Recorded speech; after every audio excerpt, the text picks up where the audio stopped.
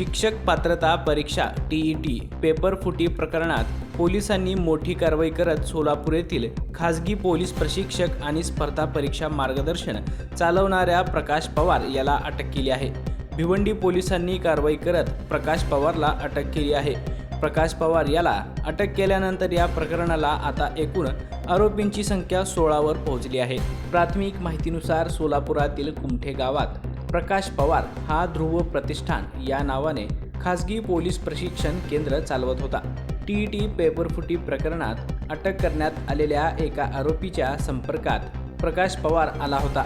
तसेच काही विद्यार्थ्यांची कागदपत्रे त्याने मुख्य आरोपींना दिल्याची माहिती पोलीस तपासात समोर आल्याने भिवंडी पोलिसांनी त्याला अटक केली आहे।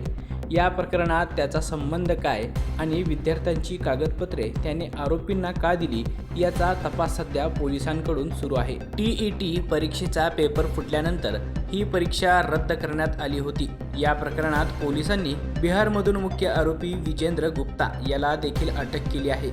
भिवंडी पोलिसांनी सुरुवातीला या प्रकरणात दिल्ली, आग्रा आणि बिहारमधून काही आरोपींना अटक केली आहे।